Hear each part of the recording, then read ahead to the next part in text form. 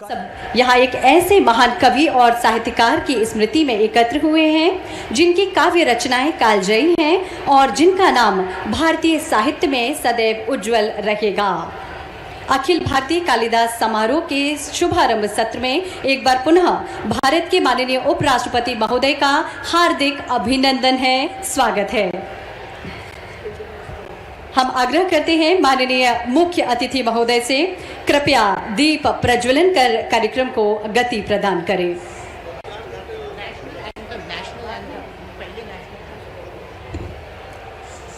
हम सभी अपने स्थान पर खड़े हो जाएं। राष्ट्रगान के सम्मान में हम सभी अपने स्थान पर खड़े हो जाएं। आदरणीय देवियम सज्जनों, राष्ट्रगान।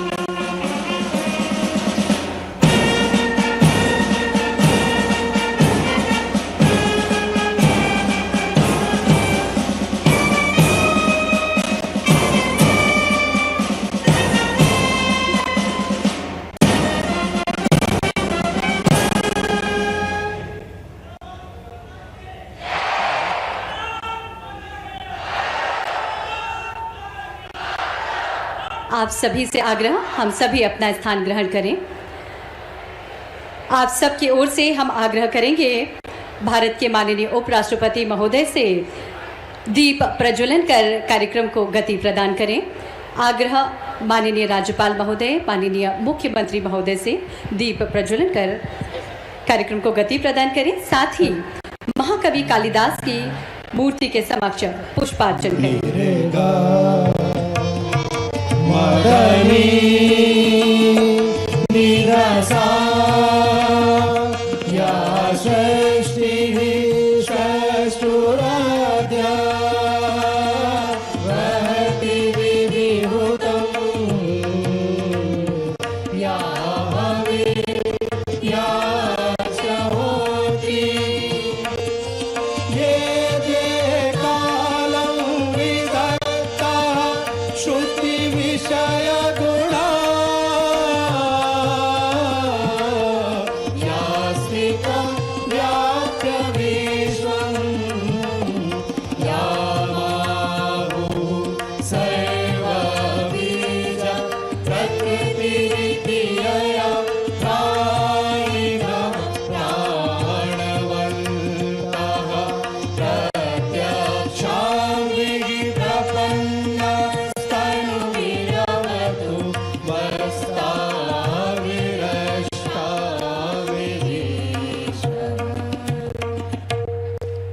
हार्दिक धन्यवाद माननीय। और अब हम आगामी क्रम में बढ़ते हुए स्वागत की ओर चलते हैं। भारत के माननीय उपराष्ट्रपति महोदय के स्वागत के लिए हम विनम्रतापूर्वक आग्रह करते हैं मध्य प्रदेश के माननीय मुख्यमंत्री डॉक्टर मोहन यादव जी से माननीय उपराष्ट्रपति महोदय का स्वागत करें। हम सभी सम्मिलित हों स्वागत के इस क्रम में अपनी भरपूर तालियों के द्वारा।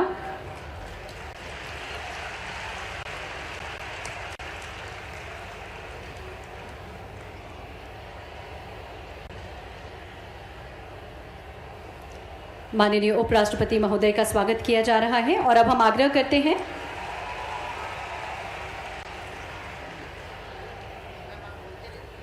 हैं श्री शिवशेखर शुक्ला, प्रमुख सचिव संस्कृति, कृपया स्वागत किया जा रहा है माननीय उपराष्ट्रपति महोदय का। जोरदार तालियां हम सबकी ओर से होना चाहिए। प्रमुख सचिव संस्कृति श्री शिवशेखर शुक्ला जी से हमारा आग्रह, मध्य प्रदेश के माननीय राज्यपाल महोदय का स्वागत करें।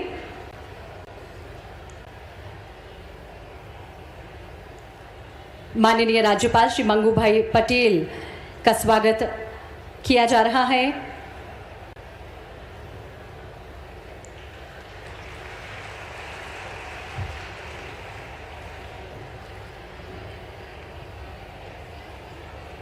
प्रमुख सचिव संस्कृति से ही हमारा आग्रह।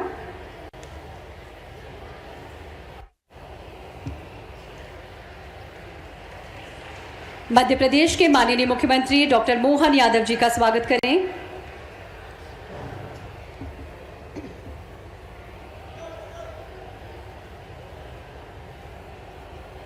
जोरदार तालियां हम सबकी ओर से। आग्रह।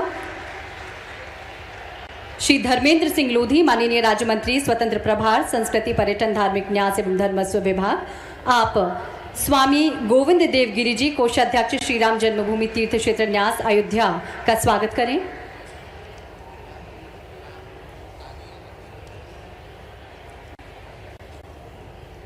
आग्रह। श्री गोविंद गंधे, निदेशक कालिदास संस्कृत अकादमी, आप श्री धर्मेंद्र सिंह लोधी,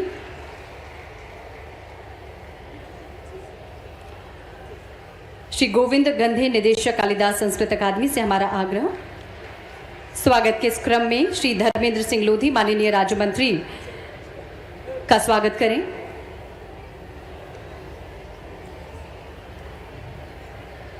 श्री गोविंद गंधे जी से ही हमारा आग्रह। श्री धर्मेंद्र सिंह लोधी जी, माननीय राज्य मंत्री का स्वागत। इसके पश्चात श्री गौतम टेटवाल, माननीय राज्य मंत्री एवं प्रभारी मंत्री जिला उज्जैन का स्वागत करें। स्वागत के इस क्रम में स्वागत श्री अनिल फिरोजिया, माननीय सांसद उज्जैन।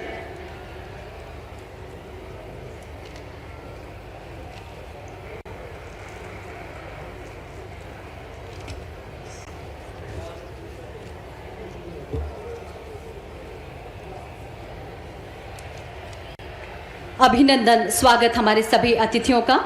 आगामी क्रम में बढ़ते हुए हम आग्रह करेंगे आज के सारस्वत अतिथि पूज्य स्वामी गोविंद देव गिरी जी से कि आज के इस मौके पर अपना उद्बोधन हम सभी को दें।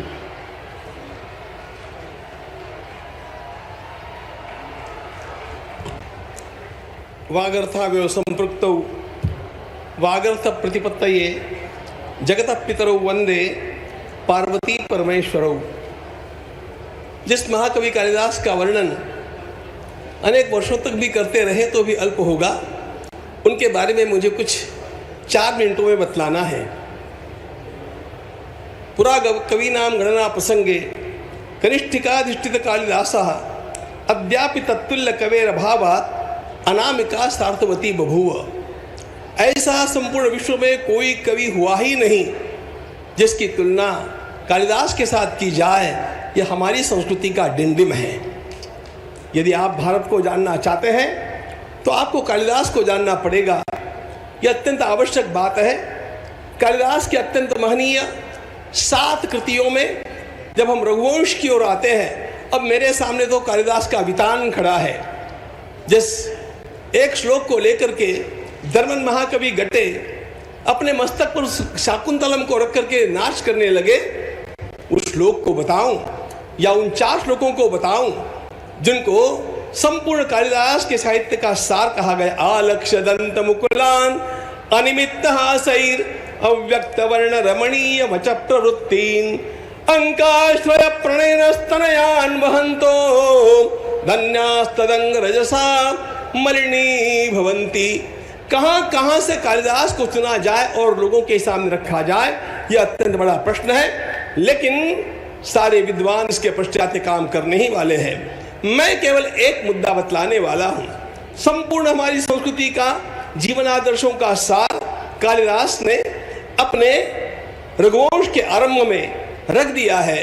बस वे सारे जीवन मूल्य ही भारतीय संस्कृति है। सोहमा जन्म शुद्धानाम आ फलोदय कर्मणाम आ समुद्र क्षितिशानाम आनाकृत वर्तमनाम यथा विधिहुताग्नीनां यथा कामार्चितार्थिनां यथा पराधदण्डानां यथा कालप्रबोधिनां त्यागाय संभृतार्थानां सत्याय मितभाषिणां यशसे विजिगीषूणां प्रजायै गृहमेधिनां शैशवेभ्यस्तविद्यानां यौवने विषयैषिणां वार्धक्ये मुनिवृत्तीनां योगेनान्ते तनुत्यजां रघूणाम् अन्वयं वक्षे।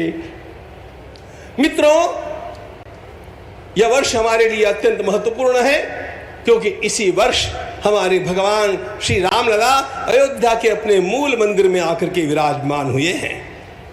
वे भगवान श्री राम जिन सारे गुणों का आकर है, उन गुणों का आरंभ कहां से हुआ, इसका वर्णन कालिदास करते हैं। सोहम आजन्म शुद्धानाम, आजन्म शुद्ध, स्थल काल निरपेक्ष शुद्धता, यह जीवन की एक अत्यंत बड़ी विधा होती है। जो स्वयं निरंतर कर्मयोगी बने रहे, जिनके जीवन में नियमों को लेकर के चलना, यही एक बात अत्यंत महत्वपूर्ण थी। ऐसे रघुवंश के सारे गुणों की साकार मूर्ति भगवान श्री राम है। इसका वर्णन जब कालिदास करते हैं तो पूरा का पूरा भारतीय संस्कृति का विचार वैभव हमारे सामने खड़ा हो जाता है। अथवा जब हम चलते हैं, जब भगवान श्री राम को सीता जी ने त्याग के समय संदेश भेजा, वाच्यस्त्वया मद्वचनात् स राजा वन्नौ विशुद्धाम पियत् समक्षम माम लोकवाद श्रवणादहासि श्रुतस्य किंतत् सदृशं कुलस्य। हमारी परम पवित्र भारतीय संस्कृति के सारे पहलू कालिदास ने एक रघुवंश में ला करके इस प्रकार पिरो करके रख दिए हैं। वे अत्यंत महान कवि हैं, वे समस्त शास्त्रों के ज्ञाता हैं। वे कभी भी रस का त्याग नहीं करते हैं, लेकिन रसों के साथ साथ मर्यादा कैसी होनी चाहिए, इसके भी वे आदर्श है। और ये सारे आदर्श हम लोगों को कालिदास के रघुवंश में देखने मिलते हैं, शाकुंतल में मिलते हैं। संभोग श्रृंगार क्या होता है, विप्रलंब श्रृंगार क्या होता है, दोनों में कालिदास की प्रतिभा समान रूप से न्याय करती चलती है। और ऐसे महाकवि को पाकर के हमारा भारत धन्य है। भारत की भारतीयता इसमें बसी हुई है। बिना वेदम, बिना गीताम, बिना रामायणीम कथाम, बिना कविम कालिदासम भारतम भारतम नहीं।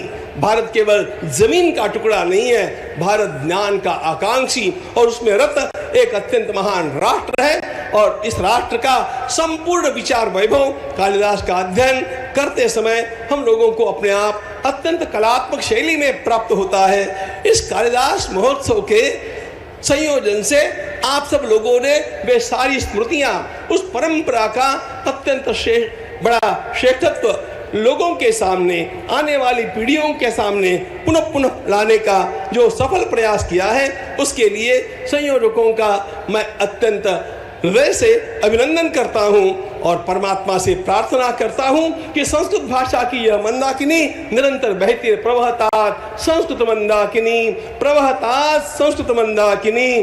भारत माता की जय। हार्दिक धन्यवाद पूज्य स्वामी जी। और अब क्रम है दुर्लभ एवं पुनर्प्रकाशित कालिदास संस्कृत अकादमी के प्रकाशनों के लोकार्पण का। हम आग्रह करेंगे भारत के माननीय उपराष्ट्रपति महोदय से अकादमी द्वारा प्रकाशित इन ग्रंथों का, इन प्रकाशनों का लोकार्पण करें।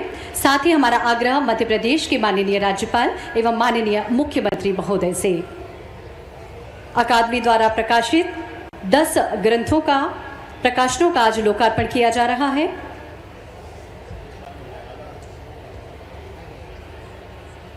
डॉक्टर गोविंद गंधे प्रधान संपादक हैं इन सभी प्रकाशनों के। हार्दिक धन्यवाद। और आगामी क्रम में श्रेष्ठ कृति अलंकरण के लिए हम बहुत ही सम्मान पूर्वक आमंत्रित कर रखे गए आचार्य बालकृष्ण शर्मा, जिन्हें श्रेष्ठ कृति अलंकरण से विभूषित किया जा रहा है। आप मंच पर सादर आमंत्रित हैं। आपकी कृति ध्वनि प्रकाश मुक्त विमर्शा के लिए आपको श्रेष्ठ कृति सम्मान से नवाजा जा रहा है।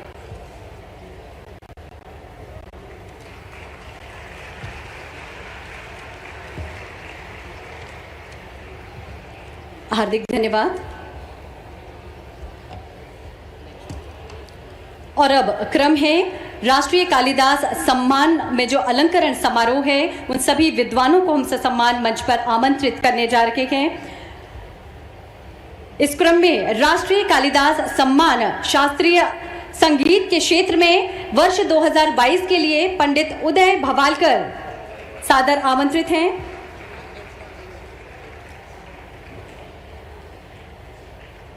शास्त्रीय संगीत के लिए वर्ष 2023 के लिए पंडित अरविंद पारिक, आपके स्थान पर आपकी बेटी पूर्वी पारिक सादर आमंत्रित हैं, आपकी ओर से सम्मान ग्रहण करेंगी। बेहद महत्वपूर्ण सम्मान कालिदास सम्मान प्रदान किया जा रहा है 8 विद्वानों को। शास्त्रीय नृत्य के लिए डॉक्टर संध्या पुरेचा वर्ष 2022 के लिए इन्हें राष्ट्रीय कालिदास सम्मान प्रदान किया जा रहा है। वर्ष 2023 के लिए गुरु कलावती देवी सादर आमंत्रित हैं। राष्ट्रीय कालिदास सम्मान रूपंकर कलाओं के क्षेत्र में श्री PR दारोज आप सादर आमंत्रित हैं। वर्ष 2022 का ये सम्मान आपको प्रदान किया जा रहा है। रूपंकर कलाओं के क्षेत्र में ही वर्ष 2023 के लिए श्री रघुपति भट्ट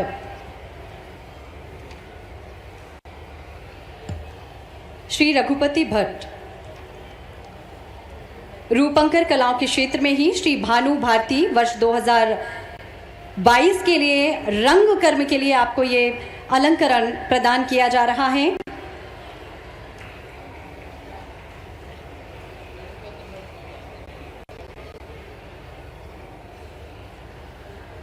सम्मान ग्रहण करेंगे श्री रघुपति भट्ट। रूपंकर कलाओं के क्षेत्र में कालिदास सम्मान वर्ष 2023 के लिए आपको नवाजा जा रहा है। वर्ष 2022 के लिए रंग कर्म के क्षेत्र में राष्ट्रीय कालिदास सम्मान श्री भानु भारती।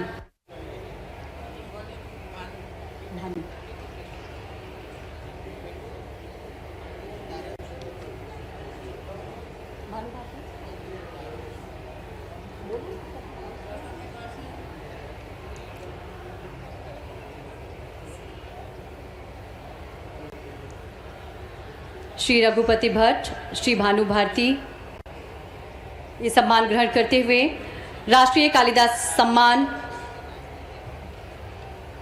श्री PR दारोज रूपंकर कलाओं के क्षेत्र में आपको सम्मानित किया जा रहा है। वर्ष 2022 के लिए श्री PR दारोज।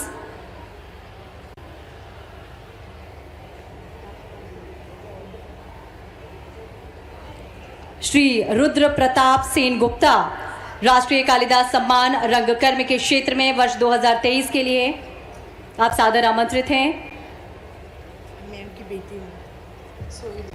आपकी बेटी ये सम्मान ग्रहण कर रही हैं, श्री रुद्र प्रसाद सेन गुप्ता की बेटी।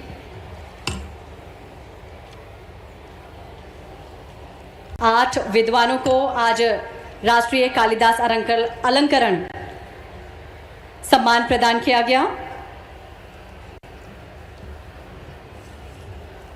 और अब आप सबकी ओर से आप सबके चहेते मध्य प्रदेश के माननीय मुख्यमंत्री के उद्बोधन के लिए हम उनसे विनम्र आग्रह करेंगे।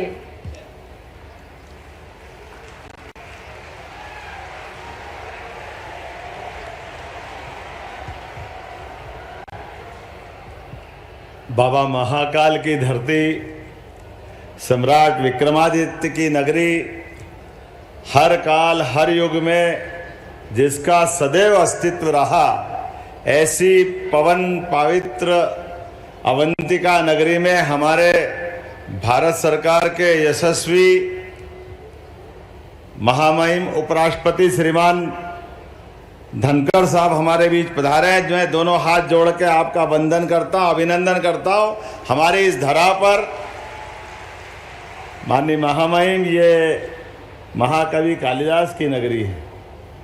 कई जन्मों के पुण्य के बाद मौका मिलता कोई यहाँ अपना कुछ समय गुजारे, और ऐसे में बाबा महाकाल ने आपको आशीर्वाद दे करके हमारे इस कालिदास समारोह की गरिमा गौरव भी बढ़ाया है। और गौरवान्वित किया मध्य प्रदेश सरकार को मैं आपका पुनः वंदन करता हूँ, अभिनंदन करता हूँ, आपका स्वागत करता हूँ।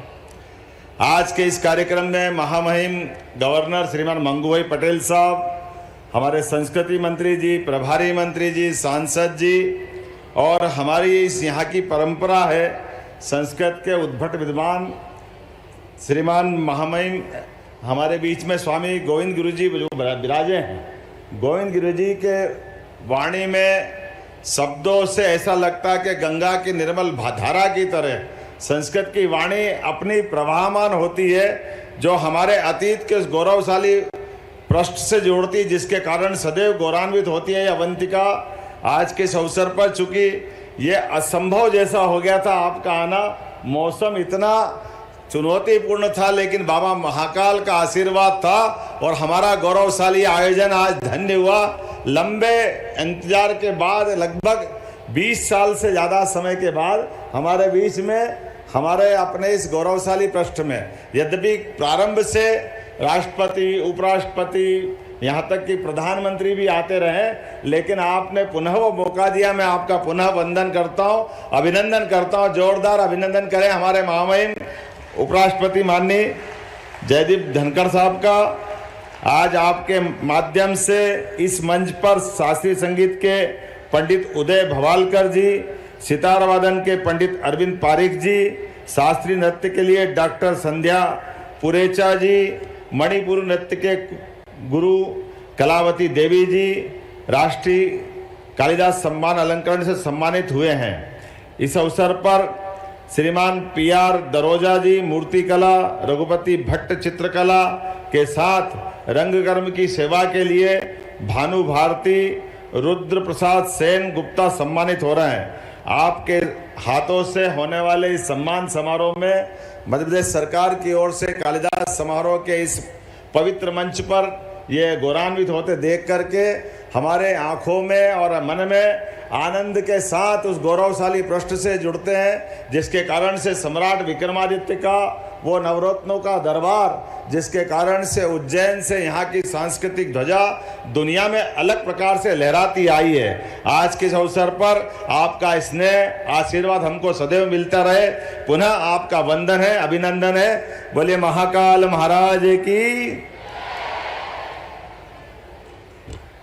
हार्दिक धन्यवाद माननीय मुख्यमंत्री महोदय। आगामी क्रम में आप सभी की ओर से हम बेहद विनम्रता पूर्वक आग्रह करते हैं मध्य प्रदेश के माननीय राज्यपाल श्री मंगू भाई पटेल से आप इस गरिमामय मौके पर अपना उद्बोधन देने का कष्ट करें।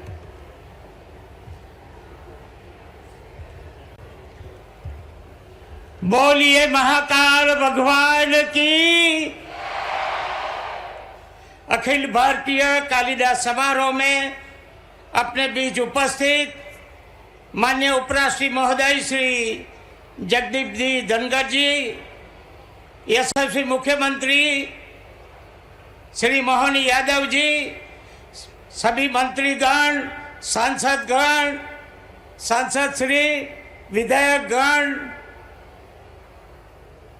राम जन्मभूमि तीर्थ क्षेत्र के अयोध्या से पधारे स्वामी गोविंद देवगिरी जी, उपस्थित महानुभाव, भाई और बहनों, प्यारे बच्चों, मीडिया के मित्रों, पुण्य सलिता और मोक्षदायिनी शिप्रा की पावन स्थली आध्यात्मिक चेतना के केंद्र महाकाल की नगरी में माननीय उपराष्ट्रपति श्री जगदीश जी धनखड़, आपके आगमन से हम सब प्रदेशवासी हर्ष और गर्व का अनुभव कर रहे हैं।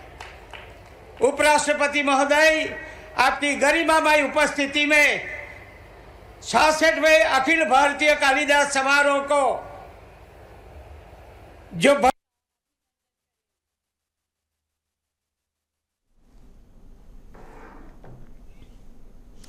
तो 66वां अखिल भारतीय कालिदास समारोह से आपका हार्दिक अभिनंदन और वंदन करता हूं। अखिल भारतीय कालिदास समारोह में एकत्रित आदरणीय अतिथियों, महानुभावों, अलंकृत विद्वानों और कलाकारों सहित सभी का हार्दिक स्वागत करता हूं। समारोह का आयोजन महाकवि कालिदास की महान साहित्यिक विरासत को सम्मानित करते भारतीय संस्कृति को स्वामी परंपरा को वैश्विक स्तर पर प्रस्तुत करने का सार्थक प्रयास है। आगे हमको महोदय उपराष्ट्रपति को सुनना है, मेरे को ज़्यादा बोलना नहीं है। अखिल भारतीय कालिदास समारोह में आयोजन के लिए आयोजकों, प्रदेश सरकार और प्रशासन टीम को बधाई देते हुए आशा करता हूं कि अपने को ये कार्यक्रम में बहुत सालों के बाद उपराष्ट्रपति जो यहाँ पधारे हैं उनका हृदय से स्वागत करके मैं मेरी बात पूरी करता हूं। आभार। भारत माता की जय। हार्दिक धन्यवाद माननीय राज्यपाल महोदय। और अब हम आप सब की ओर से आग्रह करते हैं भारत के माननीय उपराष्ट्रपति महोदय से आज के इस गरिमामय आयोजन में हम सभी को संबोधित करें।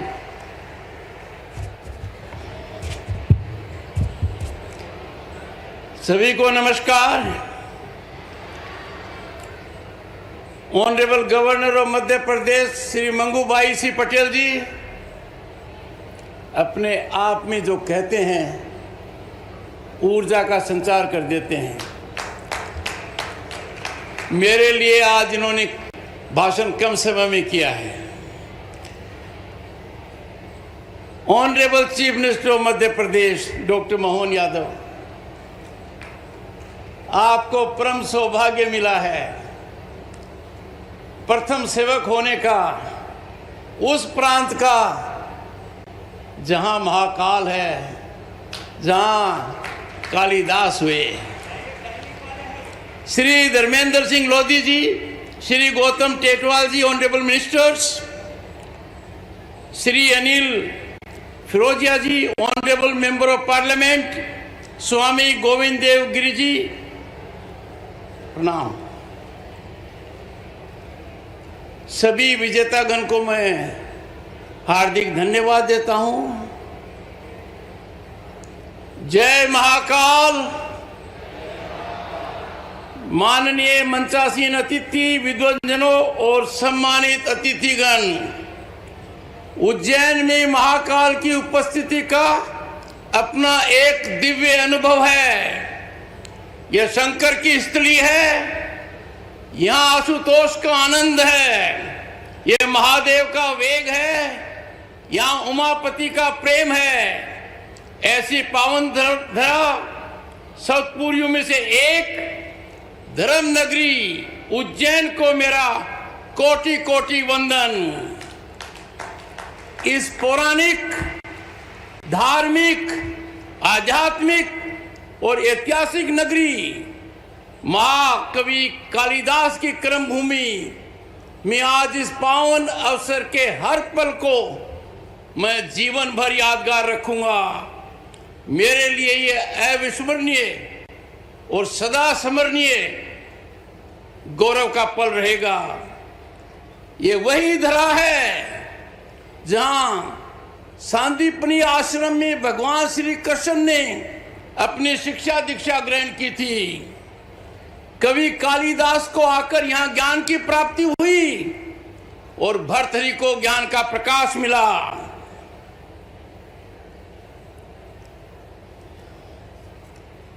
चक्रवर्ती सम्राट विक्रमादित्य के शासन काल में उज्जैन ने दुनिया में न्याय, वैभवशाली संस्कृति, परंपरा और व्यापारिक गतिविधियों के लिए प्रसिद्धि का स्थान प्राप्त किया।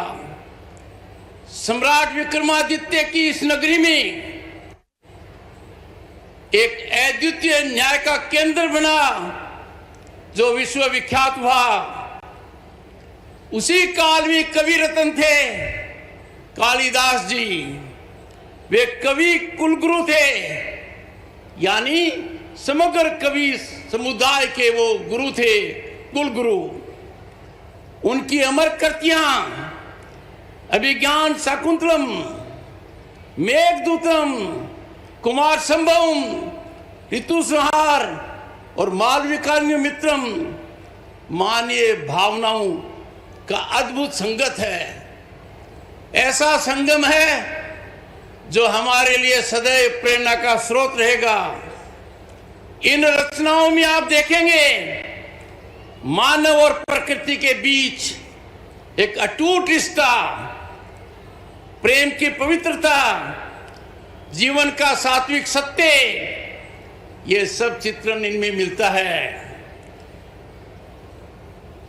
सम्मानित महापुरुषों, आज की ज्वलंत समस्या पर्यावरण की है। इसकी ओर हमारा ध्यान महाकवि कालिदास की रचनाओं से मिलता है। उनसे हमें बोध होता है कि पर्यावरण संरक्षण और सर्जन हमारे अस्तित्व के लिए अहम है। जागरूकता से जलवायु परिवर्तन के गंभीर समस्या पर सभी को ध्यान देना चाहिए और हमें याद रखना चाहिए कि हमारे पास पृथ्वी के अलावा दूसरा कोई रहने का स्थान नहीं है। यह अत्यंत गर्व की बात है और माननीय मुख्यमंत्री डॉक्टर मोहन यादव साधुवाद के पात्र हैं कि मध्य प्रदेश सरकार में आज के दिन कला और साहित्य को संजोने के लिए जो भूमिका निभा रहे हैं वो अनुकरणीय है, सराहनीय है। और आज का कार्यक्रम माननीय मुख्यमंत्री जी, इसका प्रणाम है, ये प्रमाण है। ये कार्यक्रम आज का ये 66वां अखिल भारतीय कालिदास समारोह हमारी संस्कृति का प्रतीक है। हमें याद दिलाता है कि दुनिया में हम कितने अद्भुत हैं। भारत जैसा कोई दूसरा देश नहीं है जिसके पास ऐसी सांस्कृतिक विरासत हो। आज इस अवसर पर हमने विभिन्न कला विधाओं के श्रेष्ठ साधकों को सम्मानित कर रहे हैं। जब मैं एक एक को सम्मानित कर रहा था, मैं प्रफुल्लित हो रहा था कि हम उनका सम्मान कर रहे हैं जो हमारी संस्कृति के सर्वश्रेष्ठ तत्वों को हमारे समक्ष रख रहे हैं। उनका सम्मान वास्तव में हमारी संस्कृति का सम्मान है, हमारी धरोहर के प्रति हमारी निष्ठा है। ये निश्चित है, ये ध्यान में रखने बात है। जो देश, जो समाज अपनी संस्कृति, अपनी सांस्कृतिक धरोहर को नहीं संभाल कर रखता है, वो समाज ज़्यादा दिन नहीं टिक सकता है। हमें हमारी संस्कृति पर पूरा ध्यान देना होगा। हमारी सांस्कृतिक जड़ें हमें याद दिलाती हैं कि जीवन का सार क्या है, जीवन का मूल्य क्या है, जीवन का दर्शन क्या है और हमारे अस्तित्व का महत्व क्या है।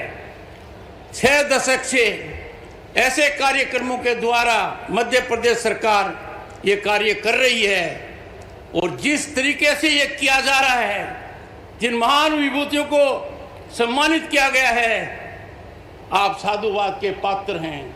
इसमें निरंतर बढ़ोतरी होनी चाहिए। भाइयों और बहनों, कोई भी समाज, कोई भी देश इस आधार पर नहीं चल सकता कि हम अधिकारों पर जोर दें। हमारे संविधान ने हमें अधिकार दिए हैं, पर हमें संतुलित करना होगा उन अधिकारों को हमारे दायित्व से। नागरिक के दायित्व होते हैं, नागरिक की जिम्मेवारी होती है। और इसीलिए आज के दिन मैं आपको आह्वान करूंगा, मन को टटोलिए। हम महान भारत के नागरिक हैं, भारतीयता हमारी पहचान है, हमारा राष्ट्रवाद में विश्वास है, राष्ट्र हमारा सबसे बड़ा धर्म है, राष्ट्र को सर्वोपरि रखते हैं और उसमें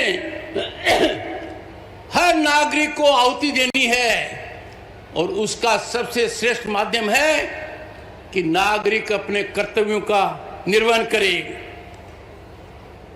आज के समय देखिए कितना क्रांतिकारी कदम हुआ है, नारी सशक्तिकरण हुआ है। आज की सरकार ने 3 दशक के बाद अटके हुए मामले को सिर पर चढ़ाया है, सिरे पार किया है। 1/3 आरक्षण लोकसभा और विधानसभा में नारियों का किया है। पर हमारी संस्कृति में झांक कर देखिए, कालिदास की रचनाएं इस बारे में एक संतुलित दृष्टिकोण प्रस्तुत करती हैं। अभिज्ञान शाकुंतलम में शकुंतला का चरित्र एक साधारण आश्रम कन्या से लेकर एक आत्मविश्वासी और दृढ़ नारी के रूप में विकसित होता है। हमने कर्तव्य पथ पर देखा, गणतंत्र दिवस पर वो दृढ़ता नारी की, उस नारी शक्ति को देखा, पर इसकी शुरुआत हमारे ग्रंथों में है। कालिदास इसके रचयिता रहे हैं। इन कृतियों में भाइयों और बहनों एक और बड़ी सीख छिपी है जिसकी ओर हमारा ध्यान देना चाहिए। कुटुंब प्रबोधन ये भारत के चरित्र में है। कुटुंब का ध्यान नहीं देंगे तो जीवन सार्थक कैसे रहेगा? हमें पता होना चाहिए हमारे पड़ोस में कौन है, हमारे समाज में कौन है, उनके क्या सुख दुख हैं, कैसे हम उनको राहत दे सकते हैं। ये जीवन को सार्थक बनाते हैं। और इसका एक चरित्र देखिए, भरत का चरित्र, जिसे उसकी मां ने गढ़ा। दुष्यंत को ये विश्वास दिलाता है कि ये उसका पुत्र है। भाई और बहनों, आज हम ऐसे समय में रह रहे हैं जो भारत उन्नति की ओर है। आर्थिक प्रगति अकल्पनीय है, दुनिया में सराह रही है। हमारी अर्थव्यवस्था नए मापदंड हासिल कर रही है। दुनिया में लोहा जो आज भारत का है कभी पहले नहीं रहा।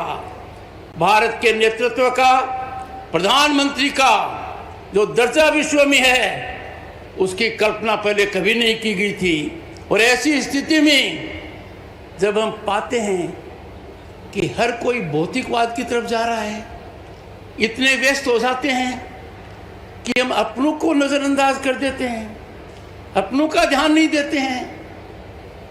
अरे राष्ट्र का ध्यान तभी रहेगा जब कुटुंब का ध्यान रहेगा। राष्ट्र का ध्यान तभी रहेगा जब अपनों का ध्यान रहेगा। ये हमारी संस्कृति का मूल सिद्धांत है। मैंने दो बातें बताई हैं अब तक, एक नागरिक का कर्तव्य, एक कुटुंब प्रबंधन। इस पर आप ध्यान दीजिए, मन को टटोलिए। ऐसा न कर कर हम कितना स्वर्ण अवसर खो रहे हैं। हमें सजग रहना चाहिए। आज के दिन बहुत ध्यान देना चाहिए।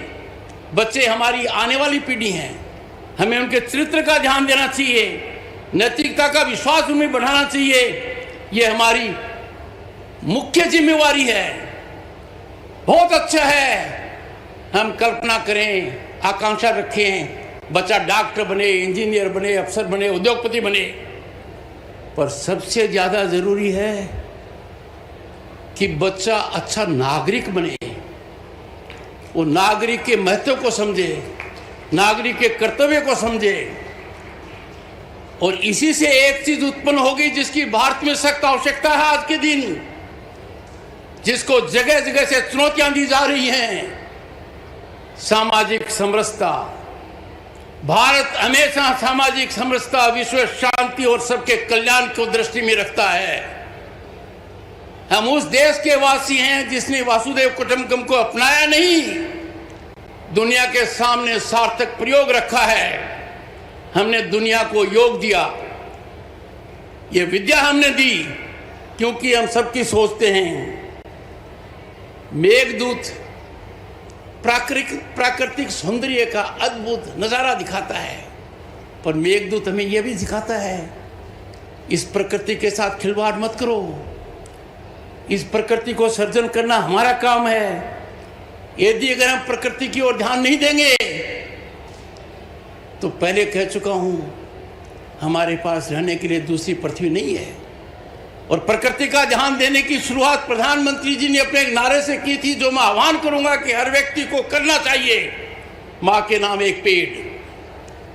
संपूर्ण भारत के वासी यदि अगर मां के नाम एक पेड़ लगाते हैं, उसका सर्जन करते हैं, संरक्षण करते हैं, तो वैसी क्रांति आएगी जैसी क्रांति हमने सफाई के मामले में हासिल की है। मैं बहुत बड़ा संतोष व्यक्त करता हूं माननीय मुख्यमंत्री जी, कि हमारी धरोहर का संरक्षण करने के अंदर हम तकनीकी को अपना रहे हैं। राष्ट्रीय डिजिटल पुस्तकालय की स्थापना हमारे लिए बहुत कारगर साबित हो रही है। और तकनीकी के मामले में क्या कहें, दुनिया की सबसे बड़ी संस्थाएं इस बात से अचंभित हैं कि भारत में तकनीकी की वजह से आम आदमी का जीवन कितना सुलभ हो रहा है। आज के दिन 10 करोड़ से ज़्यादा किसान, मैं उस परिवार से आता हूँ, साल में 3 बार पैसा सीधा बिना बिचौलिए के, बिना इंटरफेस के प्राप्त करते हैं। When it comes to digital transactions, Bharat commands more than 50% of such transactions, और पर कैपिटा इंटरनेट कंजम्पशन देश का अमेरिका और चाइना को मिलाकर भी ज़्यादा है। आज के दिन भारत एक ऐसा वातावरण प्रस्तुत करता है जहां हर व्यक्ति को एक मौका है, अवसर है कि वो अपनी प्रतिभा चमका सके, क्योंकि सबको समान अधिकार हैं, कोई एक दूसरे से बड़ा नहीं है। कानून का शिकंजा सबके पहुंचता है। जो कहते थे पहले कानून से हम ऊपर हैं, वो कानून के शिकंजे में हैं। आज के दिन इस पावन भूमि पर, इस पावन पर्व के ऊपर मैं आपसे आह्वान करता हूं, हमेशा राष्ट्र को सर्वोपरि रखें। हमारा राष्ट्र महान बनेगा, विकसित राष्ट्र बनेगा 2047 में। उसके लिए एक बहुत बड़ा हवन देश में हो रहा है। उस हवन कांड में हर किसी को आहुति देनी है। उस आहुति देने में कभी कमी नहीं करें। 2047 में पूर्ण आहुति होगी और निश्चित रूप से भारत दुनिया का सिरमौर होगा। मैं यही कहूँगा अंत में, शरीर नश्वर है परंतु कीर्ति सदैव अमर रहती है। ये वाक्य मेरे नहीं हैं, ये महाकवि कालिदास के हैं। ये हमारे जीवन दर्शन का मूल आधार होना चाहिए। आइए हम सब मिलकर महाकवि कालिदास की इस अमूल्य विरासत पर गर्व करें, दुनिया में इसका प्रसार करें और सर ऊंचा उठाएं कि भारत एक अकेला देश है दुनिया में जिसके पास 5000 साल की सांस्कृतिक विरासत है। और दुनिया के बड़े देश जहां साधारण गति से प्रगति कर रहे हैं, भारत की प्रगति सबसे ज्यादा है। आपको बहुत बहुत शुभकामनाएं। मैं आपके मुख्यमंत्री को धन्यवाद प्रसिद्ध करना चाहता हूं कि उन्होंने मुझे इस मौके का फायदा उठाने का सुअवसर दिया। यहां पर आना मेरी आत्मा पर असर डालता है। यहां से मैं एक ऐसी ऊर्जा लेकर जा रहा हूं, ऐसी शक्ति लेकर जा रहा हूं कि भारत मां की सेवा करने में कोई कमी नहीं रखूं। जय महाकाल, जय महाकाल, जय महाकाल।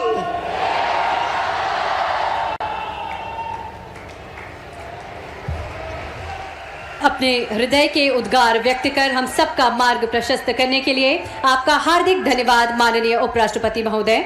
आदरणीय देवीम सज्जनों, आप सभी से आग्रह अपने स्थान पर खड़े हो जाएं राष्ट्रगान के लिए। राष्ट्रगान।